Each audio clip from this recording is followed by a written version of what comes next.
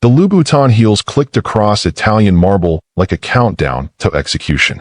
Vanessa's laugh, sharp, crystalline, cruel, echoed through the penthouse foyer as she circled Elizabeth and the twins, her manicured finger pointing at the handmade sweaters like a prosecuting attorney presenting evidence of poverty. These, Vanessa's voice dripped with theatrical disgust. You're dressing the Montgomery heirs in Target clearance for the Christmas gala? Welcome back, my wonderful family and friends. I am Mr. Zaha. Thanks for tuning in today. A kind words from a man who has seen it all. Marriage are not mostly bed of roses. Sometime you need more of. More of what? Can't say. Continue watching, and you will surely know what to do in situations like this. Kindly hit that subscribe button and drop a comment letting me know where you're watching from. Tomorrow, I'll be bringing you another exciting story you definitely don't want to miss. So let's get started. Elizabeth's hands trembled as she smoothed 6-year-old Matthew's collar, her body instinctively shielding both boys. Across the gleaming expanse of his penthouse, her husband Christopher stood frozen by the floor-to-ceiling windows overlooking Central Park, crystal tumbler catching the December light, his eyes meeting hers for one excruciating second before sliding away. He said nothing. He did nothing. And in that silence, something inside Elizabeth began to crack, or perhaps to crystallize into something harder than diamond. What none of them knew. 14 hours earlier, on a fog-shrouded San Francisco street, her father's heart had stopped. The father she'd never known. The billionaire whose lawyers were, at this very moment, searching desperately for his only heir. What do you think happens when the woman everyone underestimates discovers she's the one holding all the cards? Leave a comment below. I love hearing your thoughts. Elizabeth's fingers were raw from the cold water, but she kept scrubbing at the wine stain on Christopher's dress shirt. The laundry room, tucked away in the penthouse's service corridor like a shameful secret, smelled of lavender detergent and something else. Something like defeat, if defeat had a scent. Through the walls, she could hear the twins playing in their room. Matthew's gap-toothed laughter. Michael's quieter, careful voice narrating their imaginary adventure. 6 years old, and already Michael was learning to shrink himself, to take up less space in a home that should have been filled with his noise. When had that started? Elizabeth knew exactly when. The same time Christopher's late-night business meetings began. The same time his phone started living face down on every surface. The same time his eyes stopped finding hers across rooms. 18 months ago, the shirt was Tom Ford. $1,500. She'd seen the receipt, accidentally, when organizing his home office. The stain was wine, red, expensive, definitely not from their penthouse. Vanessa wore a signature crimson lipstick that left marks on champagne flutes, and, Elizabeth suspected, other things she couldn't bear to imagine. Her phone buzzed on the washing machine. Unknown number. California area code. She ignored it. The fifth call today from the same unfamiliar number. Spam, probably. Or a scammer. Who would be calling her from San Francisco? Mommy. Matthew's voice bounced down the hallway. We're hungry. Coming, sweetheart. She hung the shirt with mechanical precision, every button aligned, collar perfect, the way Christopher liked, and walked down the corridor lined with abstract art worth more than most people's homes. The twins had set up an elaborate battle scene with toy soldiers in the media room, action figures scattered across the plush carpet. They weren't supposed to play in here. Christopher had mentioned it, casually but firmly, after the last time. The media room is for entertaining clients, Beth. Maybe keep the boys in their playroom. But Christopher was out. Another meeting. Another late evening. Another absence that had become more present than his actual presence. Mommy, can we have the special mac and cheese? Matthew's eyes were bright with hope, so much like Christopher's eyes used to be when he looked at her. Back when she was still studying for her psychology degree. Back when he'd called her his brilliant girl instead of just Beth, in that distant, distracted way. The special mac and cheese cost $42 from Dean and DeLuca. She'd bought it once, months ago, for a birthday treat. Christopher had made a comment, light, laughing, but with an edge, about being more mindful with household expenses. This from a man who'd just leased a Mercedes SUV for someone whose name he still wouldn't say out loud in front of her. How about I make you my super special mac and cheese? Elizabeth knelt, pulling both boys close. They smelled like apple shampoo and innocence. The kind with 3 types of cheese and the crispy breadcrumbs on top. The kind that's even better than the fancy store kind? Michael asked quietly, his small hand finding hers. The kind that's even better, she confirmed, kissing his forehead, breathing in the scent of him. This miracle she'd created, this small person who still believed his mother hung the moon. In the kitchen, a temple of sub-zero appliances and Carrara marble that would make a chef weep, Elizabeth pulled out the ingredients. Store-brand pasta from the bulk section. Regular sharp cheddar. The block of Parmesan she'd grate herself instead of buying pre-grated. Her hands moved with practiced efficiency, muscle memory from another life. Before Christopher. Before the penthouse. Before she'd made the mistake of thinking love and security were the same thing. Before she dropped out of her master's program because it would be better for the boys to have mom at home. And somehow that had become permanent. The twins sat at the kitchen island, feet swinging from the bar stools, chattering about Christmas, about what they'd asked Santa for, about whether reindeer really could fly. They didn't ask for much. They'd learned, somehow, not to. 6-year-olds shouldn't have that kind of restraint, that kind of careful awareness of being a burden. Her phone buzzed again. Same California number. This time, something made her answer. Hello. Mrs. Montgomery? Mrs. Elizabeth Montgomery. The voice was professional, urgent, female. West Coast accent. Yes. Thank God. My name is Patricia Lawson. I'm senior partner at Hartwell & Associates in San Francisco. I've been trying to reach you for 3 days regarding a matter of extreme urgency. Elizabeth's stomach tightened. The wooden spoon stilled in her hand. I think you have the wrong person. I don't have any business in San Francisco. I've never even been. Your father was Robert James Thornton. The spoon clattered against the Le Creuset pot. Impossible. I don't have a father, Elizabeth said, her voice hollow, distant, like it was coming from someone else's body. My mother. She never told me who he was. He left before I was born. She raised me alone in Boston. She died when I was 19, and she never. Mrs. Montgomery, your father passed away 4 days ago in San Francisco. He'd been searching for you for over 8 years. We have DNA evidence, documentation, photographs, and a will that names you as his sole heir. I need you to understand. This is extremely time-sensitive. There are legal procedures, federal estate tax implications, and... Patricia paused. Mrs. Montgomery, are you sitting down? She wasn't. She should be. The kitchen tilted slightly.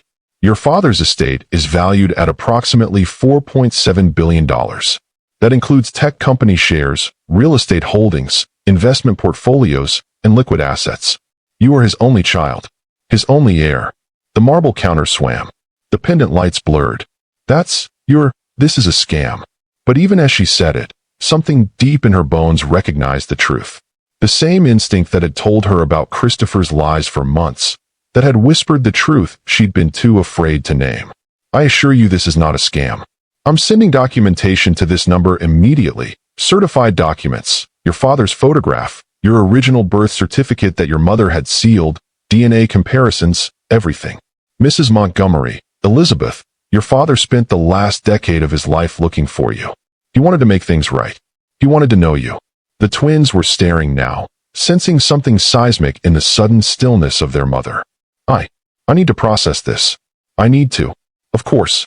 But Elizabeth, I need to be clear. There's a 72-hour window for certain federal estate declarations and legal filings.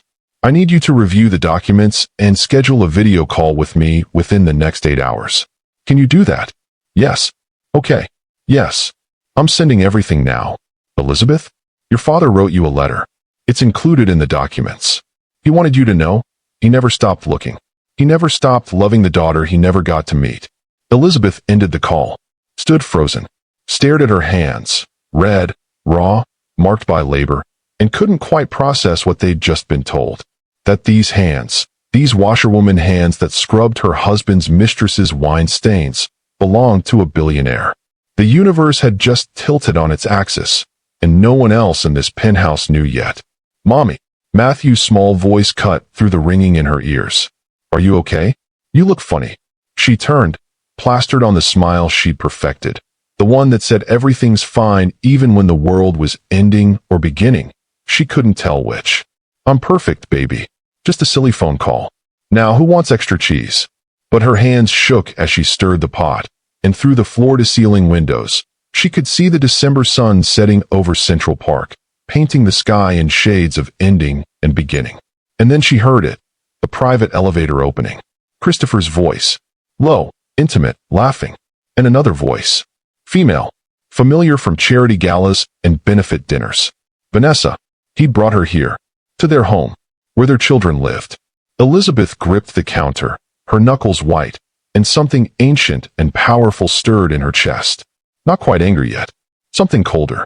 Something sharper. Something that would change everything. The sound of Vanessa's laughter preceded them like a herald announcing royalty. Elizabeth's hands froze over the pot of macaroni, steam rising around her face like a ghost. Absolutely divine, Christopher. You have to take me there again. Vanessa's voice carried that particular tone, honeyed, intimate, possessive. The voice of a woman who believed she'd already won. Elizabeth turned off the burner. Her movements were mechanical, precise. She dried her hands on a dish towel, not one of the decorative Hermes ones in the powder room, but the plain cotton ones she kept hidden in the drawer, the ones that were actually meant for use. Boys, she said quietly, go to your room for a few minutes, okay? I'll bring dinner to you there. But Daddy's home. Matthew started to slide off his stool. Matthew. Something in her voice stopped him. Michael had already sensed it. That shift in atmospheric pressure that children can feel before adults even recognize it. He took his brother's hand. Come on, Maddie. Let's go set up the racetrack. Elizabeth watched them go, these small brave souls, and felt something calcify in her chest. Whatever happened next, whatever came after, she would protect them from this. From all of this. She walked toward the foyer. Each step measured. Each breath controlled. They were standing by the windows. Christopher in his $10,000 suit. Vanessa in a dress that cost more than Elizabeth's monthly grocery budget.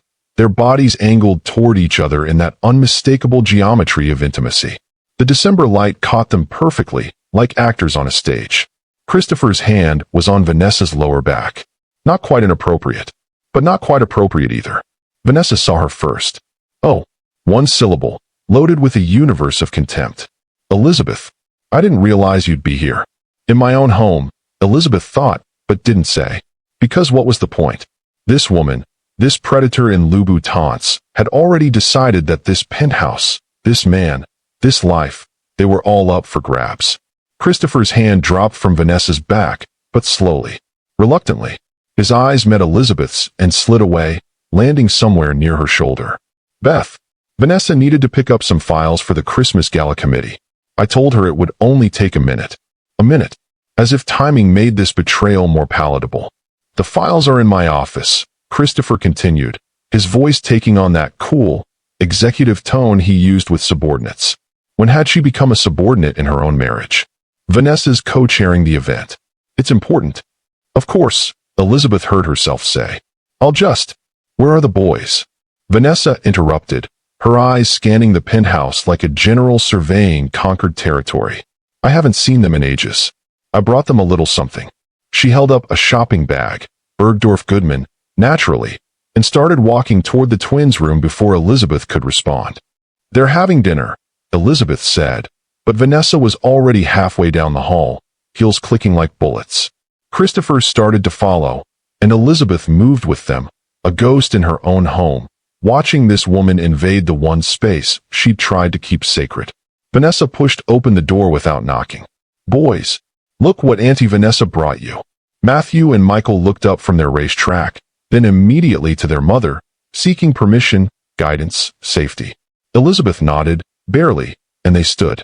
Vanessa pulled out two identical sweaters, designer, clearly expensive, with reindeer and snowflakes in that artfully arranged way that only cost money, never love. For the Christmas Gala, Vanessa announced. I know how important it is for the Montgomery boys to look appropriate. Her eyes flicked to the handmade sweaters laid out on the twins' beds, the ones Elizabeth had spent 3 weeks knitting, staying up after everyone slept, pouring love into every stitch.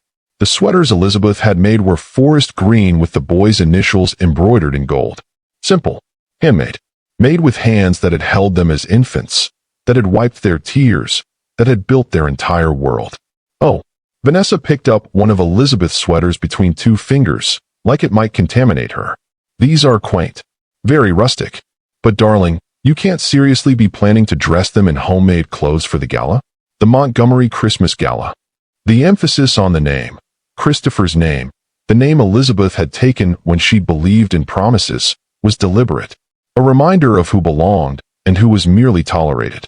Every photographer in Manhattan will be there, Vanessa continued, her voice saccharine sweet poison. The Times, Vogue, page 6. You want the Montgomery heirs photographed in. What is this, clearance rack yarn? Elizabeth felt the words like physical blows, but she kept her face neutral, kept her body still. She'd learned this skill over 18 months, how to absorb cruelty without flinching. I made those, she said quietly, for my sons.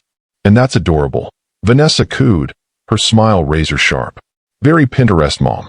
Very middle America. But Christopher's position requires a certain image. Surely you understand that. She turned to Christopher, who stood in the doorway. Tell her, Christopher. Tell her about the photographers, the publicity, the standards.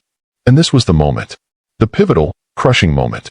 The moment when Christopher could have stepped forward, could have defended his wife, could have remembered the man he'd been when he'd proposed to her in that tiny apartment in Brooklyn, when he'd promised her the world and meant it.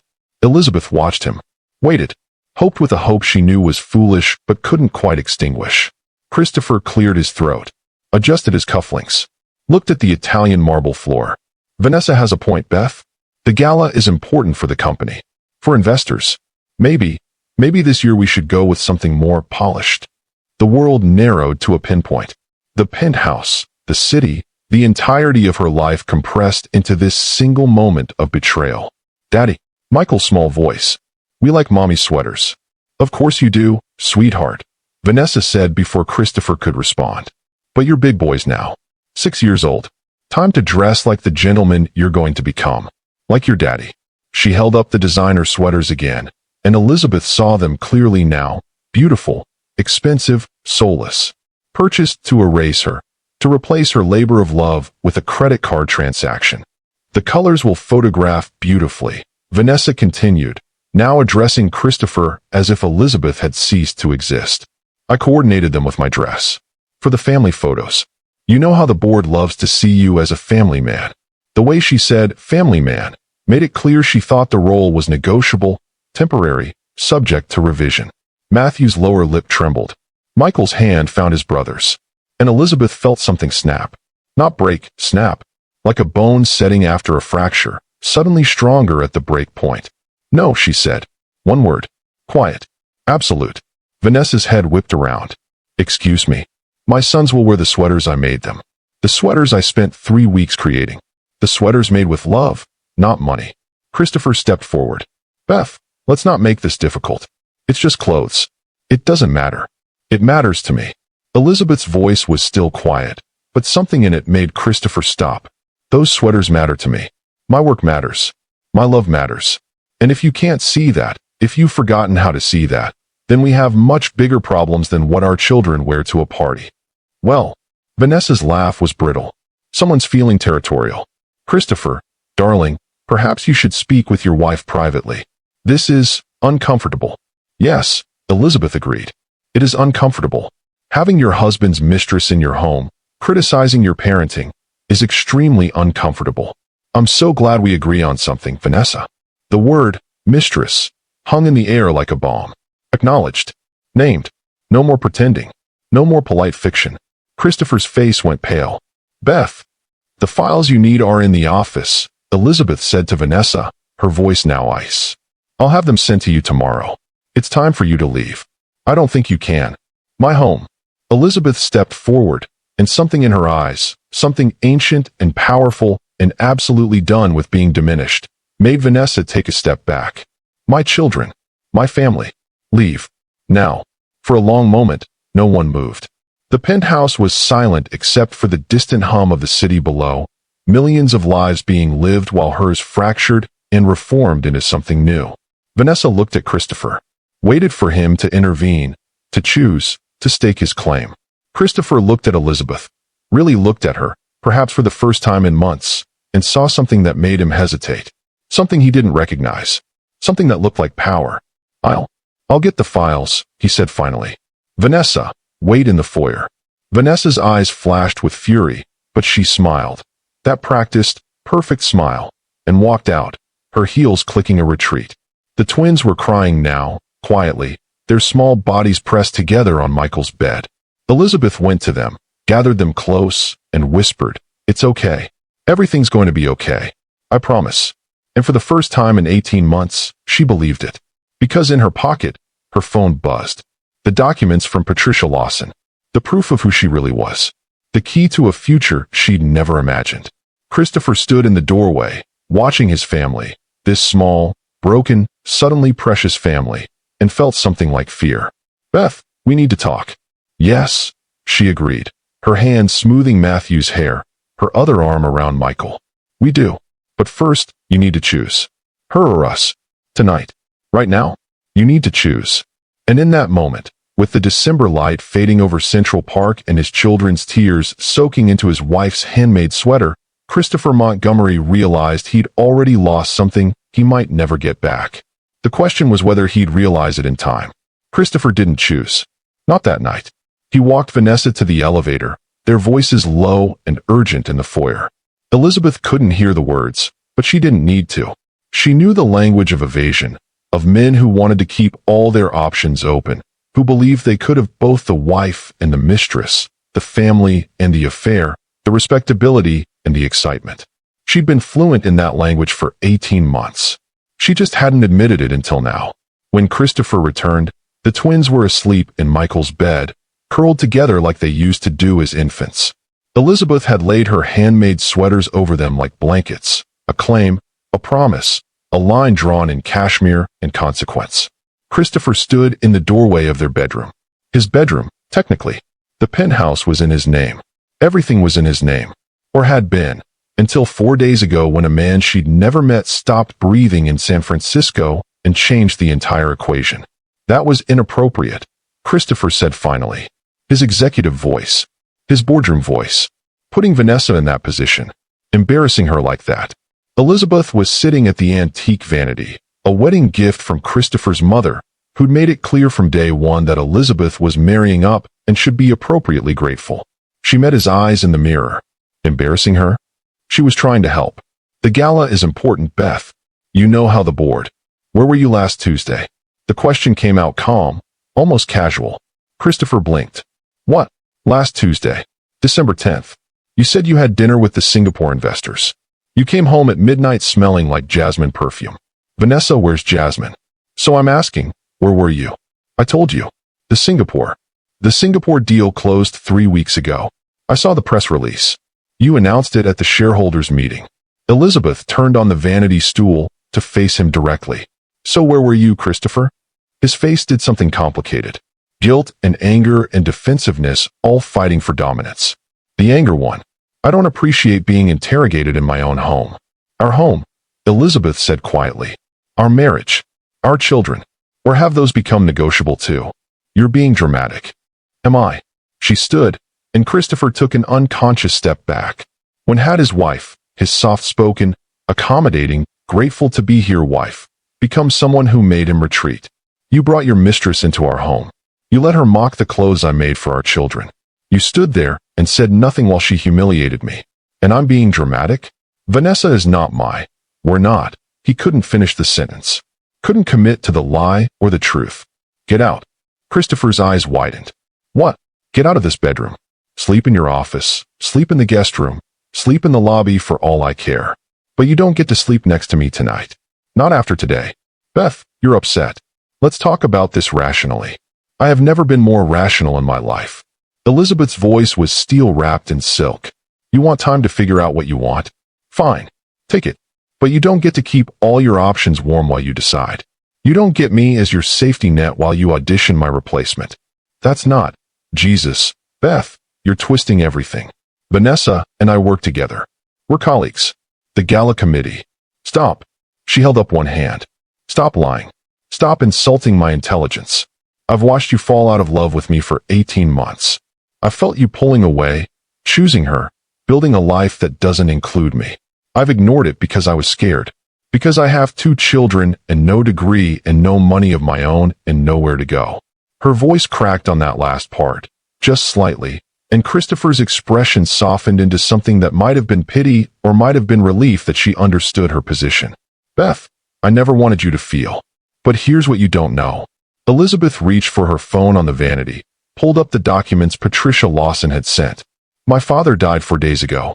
The father I never knew I had. The father who spent the last 8 years looking for me. She turned the phone screen toward him. A photograph of a distinguished man in his 70s, silvered hair, kind eyes, a smile that looked eerily like her own. Robert James Thornton, tech entrepreneur, venture capitalist, philanthropist. She swiped to the next document. Worth $4.7 billion. And I'm his only heir. The color drained from Christopher's face. His mouth opened, closed, opened again. You can't be serious. DNA confirmed. Legally verified. I sign the papers tomorrow. Elizabeth set the phone down. So here's what's going to happen, Christopher. You're going to think very carefully about what you want. Not what's convenient. Not what keeps your board happy. Not what Vanessa wants. What you want. Because I don't need your money anymore. I don't need this penthouse or your name or your position. I don't need anything from you except honesty. Beth, he reached for her, and she stepped back. Don't. Not tonight. Tonight, you sleep somewhere else. Tomorrow we talk. Really talk. And you decide if you want to fight for this marriage or if you want to sign the papers my lawyer will have ready by Monday. Your lawyer? Christopher's voice pitched higher. You've already talked to a lawyer? I haven't. But I will. First thing tomorrow. The best divorce attorney in Manhattan. The kind that makes men like you very, very nervous. She paused. Unless you give me a reason not to. Christopher stood there, his world tilting, recalculating. She could see it happening behind his eyes. The sudden realization that the power dynamic had shifted, that his soft-spoken wife was now a billionaire, that his safety net had just turned into a steel trap if he wasn't careful. I never cheated on you, he said finally. Vanessa and we haven't. It's not physical. Yet. Elizabeth's smile was sad. It's not physical yet. But you've been cheating on me in every other way that matters. Emotionally. Intellectually. You stopped seeing me, Christopher. Stopped valuing me. I became the hired help in my own life. The nanny. The housekeeper. The convenient wife for photo ops. That's not fair, isn't it? When's the last time you asked me about my day? My thoughts? My dreams? When's the last time you touched me like you meant it?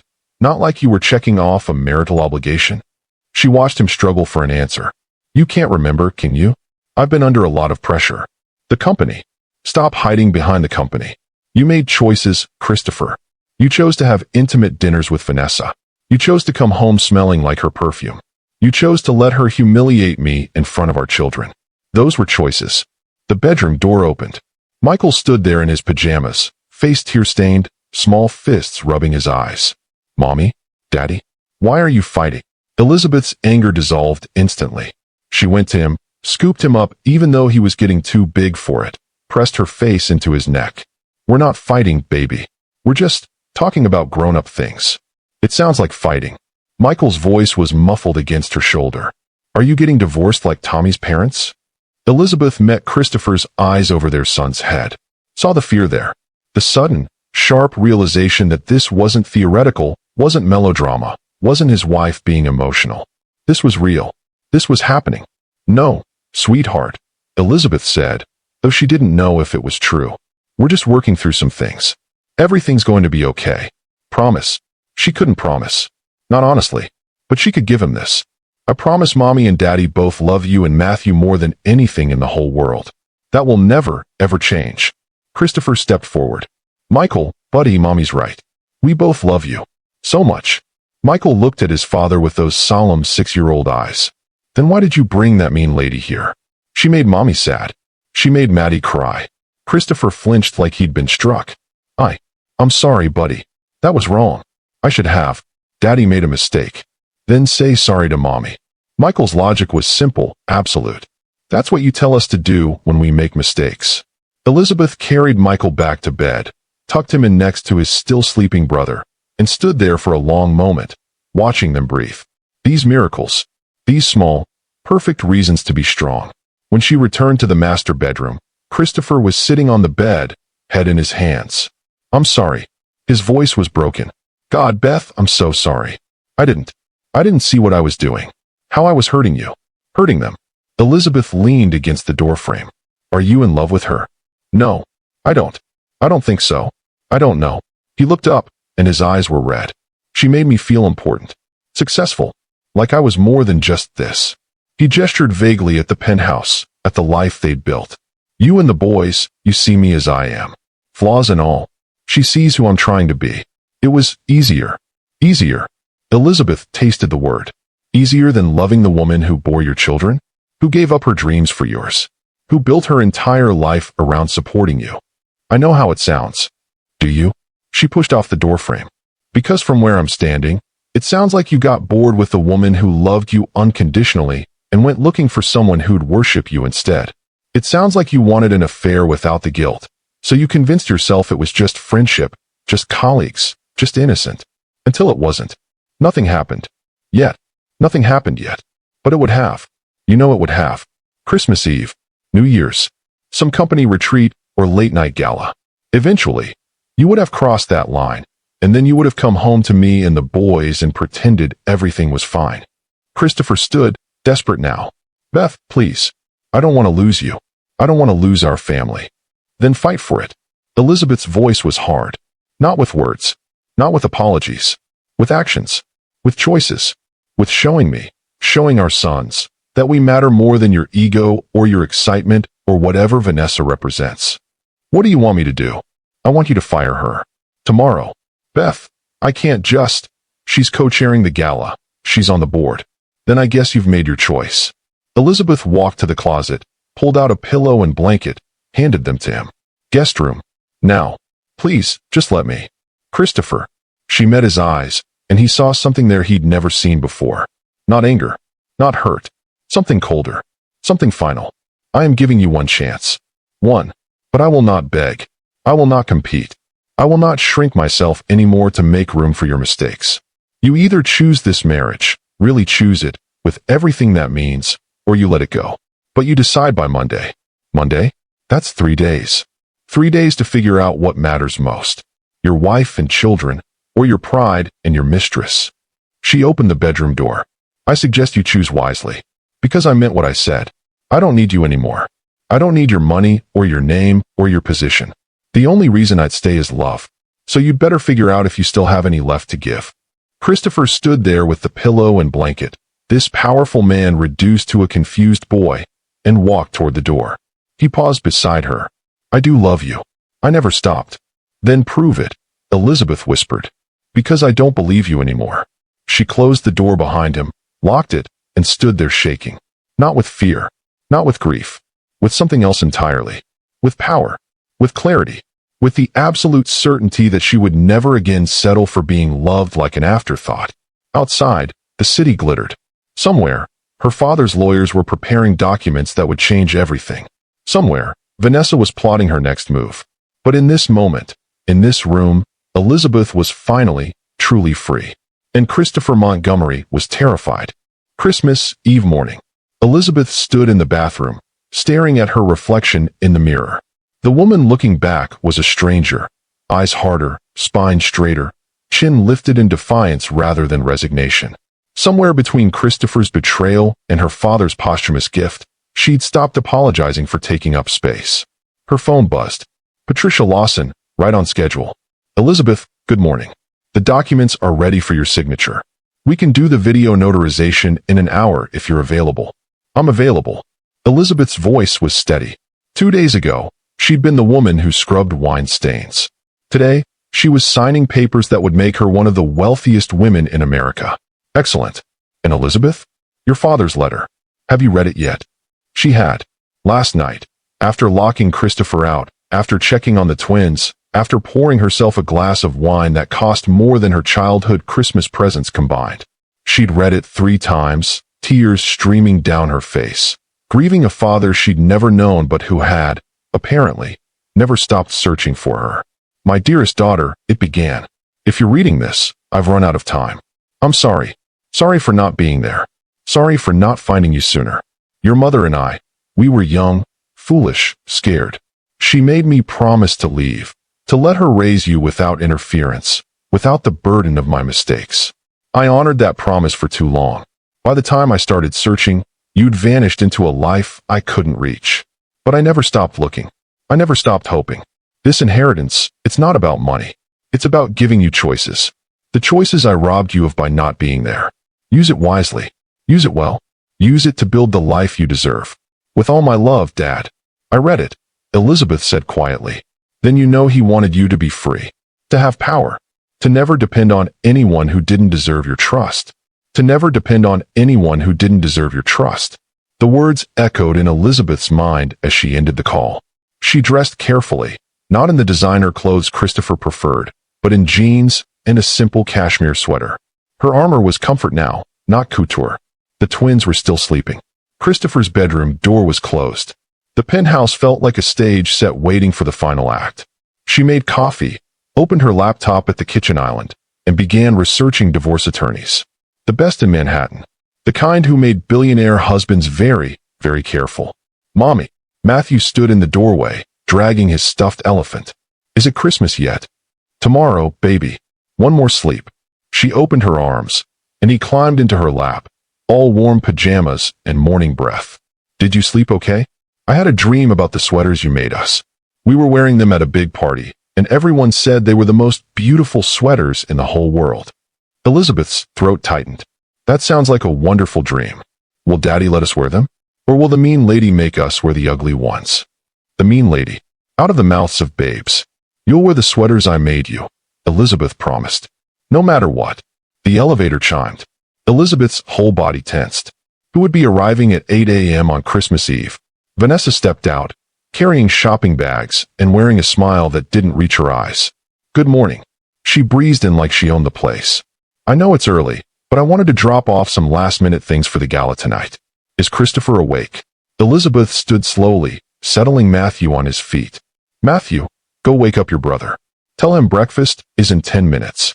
But Mommy. Now please. Something in her voice made Matthew obey immediately. When he was gone, Elizabeth turned to Vanessa. What are you doing here? I told you. The gala. The gala that my children will not be attending. The gala that my husband will be attending alone, if he attends at all. Vanessa's smile sharpened. I don't think that's your decision to make, sweetie. Christopher has obligations. Appearances to maintain. A reputation that I could destroy with one phone call. Elizabeth picked up her phone. Would you like to know what I learned yesterday? About offshore accounts and company funds and expensive gifts purchased with shareholders' money? The gifts Christopher's been giving you. The apartment he's been paying for. The consulting fees that somehow never produced any actual consulting work. Vanessa's face went pale. You're bluffing. Try me. Elizabeth opened her email, showed her the screen, forensic accounting reports, bank statements, receipts. I hired a private investigator. Cost me $50,000. Worth every penny. Because now I know exactly what you are, Vanessa. Not a colleague. Not even a mistress. A con artist. A woman who's been systematically seducing married executives and bleeding them dry through business arrangements that would make the SEC very interested. Christopher would never believe his wife over his beautiful young admirer. You're right. He wouldn't have. 2 days ago. Elizabeth stepped closer. But things have changed. I've changed. And when I show these documents to the board, to his investors, to every charity you've ever chaired, you'll be finished. You can't prove. I can prove all of it. Every dinner charged to his corporate card. Every business trip to Caribbean resorts. Every piece of jewelry. Every handbag. Every payment to your landlord. It's embezzlement, Vanessa. Corporate fraud. Criminal charges. The shopping bags slipped from Vanessa's hands. Unless, Elizabeth continued, her voice dropping to ice, you disappear. Today. Right now. You resign from the gala committee, citing personal reasons. You sever all contact with Christopher. You find another company, another city, another victim. And I don't pursue charges. He loves me. He loves the idea of you. The fantasy. The escape from responsibility. Elizabeth's laugh was bitter. But I'm giving him a choice. Me or you. Our family or his ego. And Vanessa? If he chooses you, he loses everything. His children's respect. His reputation. His company. Because I will burn it all down before I let you win. You're insane. I'm protecting my family. Elizabeth's voice was steel. Something you know nothing about. Now get out of my home. And if you ever come near my husband or my children again, I will unleash lawyers who will make your life a legal hell. Are we clear? Vanessa stood frozen, calculating, trying to find an angle. There wasn't one. Crystal, she finally whispered. Good. Leave the bags. I'll make sure Christopher gets them. Along with these. Elizabeth held up the investigation reports. So he knows exactly who he's been risking his family for. Vanessa walked to the elevator, her confidence shattered, her heels clicking a retreat that sounded like defeat. When the doors closed, Elizabeth's hands started shaking. She gripped the counter, breathing hard, adrenaline flooding her system. That was incredible. Christopher stood in the hallway, still in yesterday's clothes, eyes red from sleepless night. How long have you been standing there? Long enough. He walked toward her slowly, carefully, like approaching a wild animal. Beth, I had no idea. The expenses, the fraud? I swear I didn't know. But you suspected, didn't you? Elizabeth studied his face. Some part of you knew she was using you. You just didn't want to admit it. Didn't want to admit you'd been played. Christopher sank onto a bar stool, head in his hands. I'm an idiot. Yes. I almost destroyed everything. Yes. I don't deserve you. No. Elizabeth agreed. You don't. Not the version of you that brought her here. That let her mock our children. That chose ego over family. But, his voice was desperate, hopeful, terrified. But you're the father of my children. The man I chose to build a life with. The man who, underneath all the success and pride and stupidity, I still love. She paused. The question is, do you love me? Really love me? Not the convenient wife. Not the safe backup plan. Me. Christopher looked up, tears streaming down his face. I never stopped loving you. I got lost. In the pressure, the expectations, the need to be something more than I am. And she made me feel like I already was. Like I'd already arrived. And I made you feel human? You made me feel real. He stood, reached for her hands. She let him take them, but didn't squeeze back. Not yet. You see all my flaws and love me anyway. You call me on my bullshit. You make me want to be better, and that's terrifying because it means admitting I'm not already perfect. No one's perfect, Christopher. I know that now. He took a shaky breath. Beth, I'm choosing you. Us. Our family. I'm choosing it completely. No hedging. No backup plans. I'm firing her. Actually firing her this time. With cause. I'm stepping back from the company for a while. I'm going to marriage counseling, individual therapy, whatever it takes. I'm going to earn back your trust, even if it takes years. It will take years, Elizabeth said quietly. I know. And I'm not the same woman you married. I'm not going to shrink anymore. I'm not going to apologize for having opinions or taking up space. I'm a billionaire now, Christopher. I have power. Options. I don't need you. I know. His voice broke. But I'm praying you still want me. Elizabeth pulled her hands back, crossed her arms. I want the man you were when we met. The one who valued my mind. Who asked my opinion. Who made me laugh. Who saw me as a partner, not a possession. I can be that man again. I will be that man again. Prove it. Elizabeth's voice was firm. Starting with the gala. We're not going. What? Tonight. The gala. The one Vanessa co-chaired. The one that's been the excuse for everything. We're staying home. With our children. Making Christmas cookies. Reading stories. Being a family. Let the board wonder. Let the investors gossip. Let the whole city talk. Our sons matter more than appearances. Christopher stared at her, and slowly, something in his face shifted. Relief. Release. Permission to choose what mattered. Okay. We stay home. Family first. He reached for her again, and this time, she didn't pull away. Beth, I'm so sorry. For all of it. For making you feel small.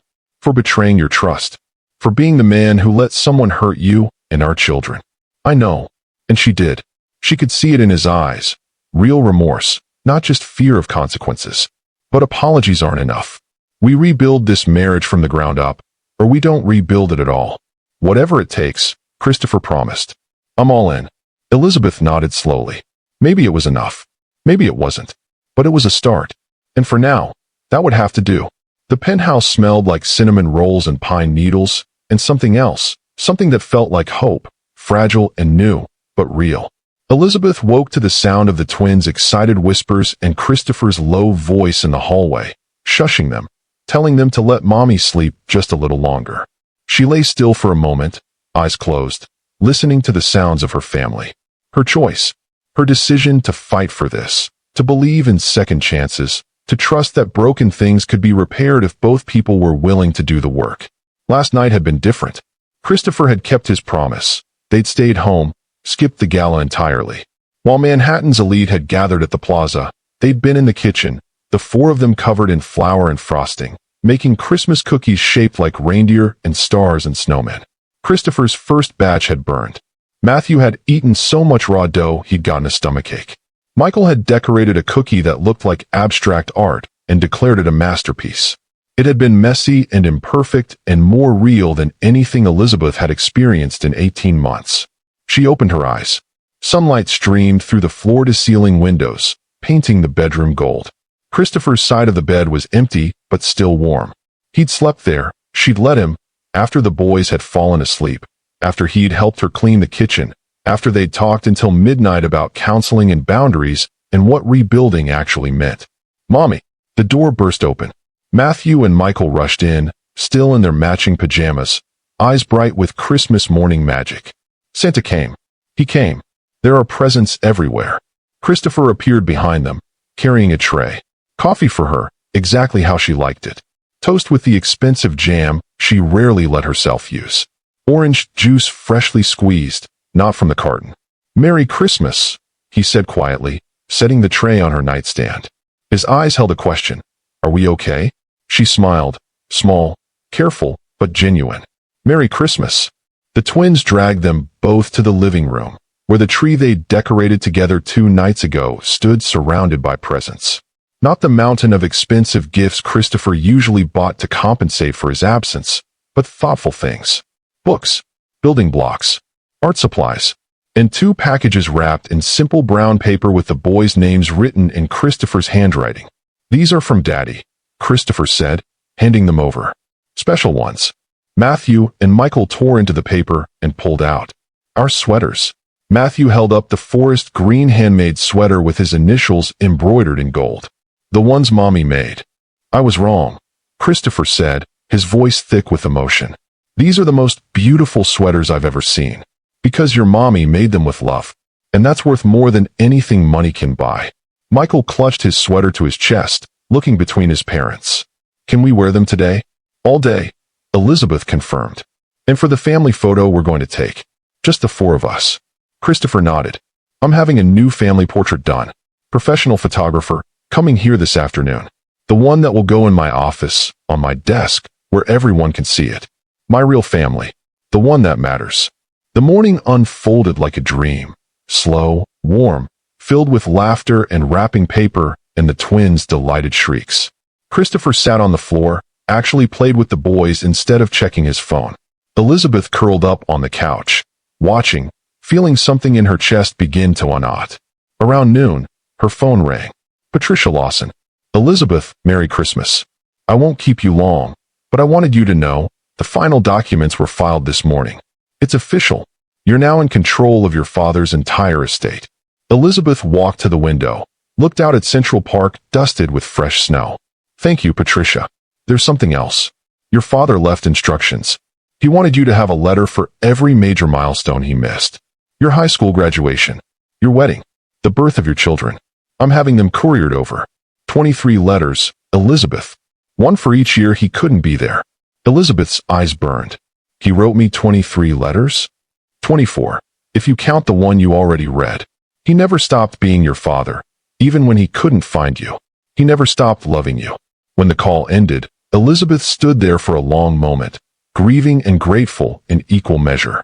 For a father she'd never known, but who'd never stopped searching. For the gift of choice he'd given her. For the power to rebuild her life on her own terms. "Beth." Christopher stood beside her, careful not to touch unless invited. "Are you okay? My father wrote me letters. For every birthday, every milestone. 23 of them." Christopher's hand found hers, squeezed gently. "I'm so sorry you never got to meet him." "Me too." She leaned her head against his shoulder, just for a moment. "But he gave me something. Freedom. Power. The ability to choose you because I want to, not because I have to." "And do you?" His voice was barely a whisper. "Want to?" Elizabeth pulled back, looked up at him. Really looked at him. This man she'd married, who'd hurt her, who was trying so desperately to change. I want to try. I want to believe you meant what you said about choosing us. About being better.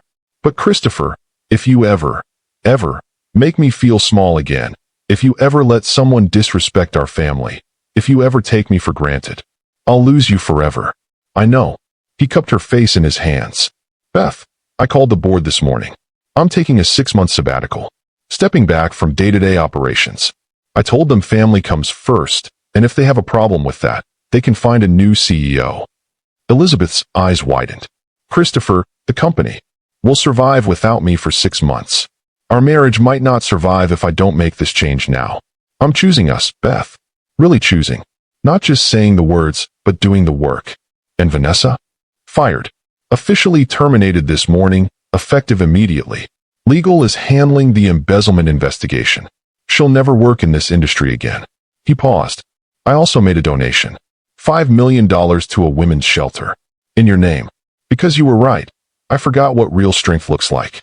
I forgot that the strongest person I know has been standing beside me all along. Elizabeth felt tears slip down her cheeks. That's a start. I know I have a long way to go. Years, probably. But I'm asking you to let me try. To give me the chance to be the husband you deserve. The father our boys need. The partner you chose when you said yes all those years ago. Daddy. Mommy. Come see what Michael built. Matthew's voice called from the living room. They walked back together, hands intertwined, to where their sons had constructed an elaborate tower out of blocks, precarious and beautiful, and held together by hope. Like their family. Like their marriage. 3 months later, Elizabeth stood in the doorway of her new office, not in the penthouse, but in a building in Brooklyn she'd purchased with her inheritance. The sign outside read, Thornton Foundation for Women's Empowerment, a nonprofit dedicated to helping women leave abusive situations, restart their lives, finish their educations. Her father's legacy, combined with her own experience, transformed into something meaningful. Christopher walked in carrying coffee, looking more relaxed than she'd seen him in years. The sabbatical had been good for him. Therapy was helping, marriage counseling was helping, but mostly, remembering what mattered was helping. The twins are downstairs with your mom, he said. She's teaching them how to make her famous brownies.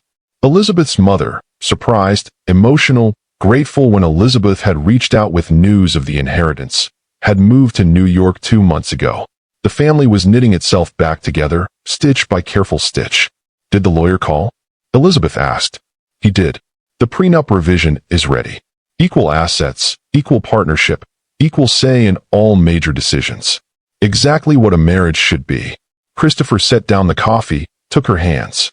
Thank you for giving me another chance. For believing I could change. Thank you for actually changing. Elizabeth smiled. For showing up. For doing the work. For remembering that love is a verb, not just a feeling. He pulled her close, kissed her forehead. I love you.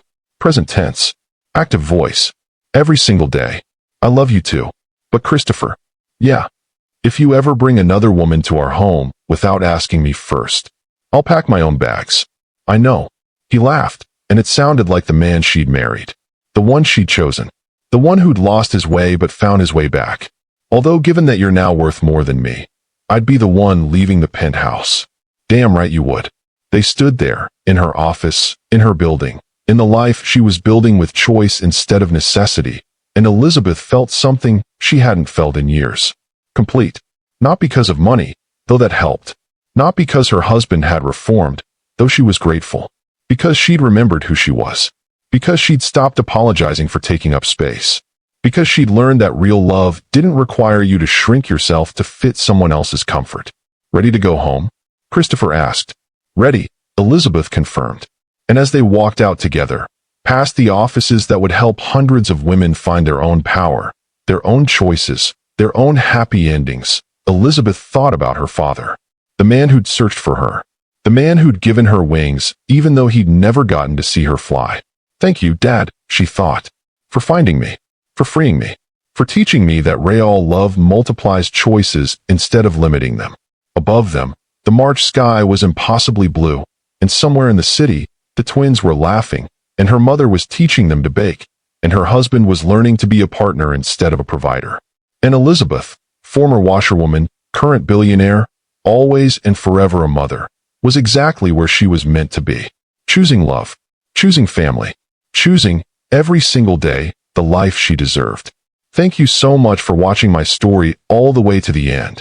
Your support means everything. Don't forget to subscribe to my channel and drop a comment below. I'd love to hear your thoughts.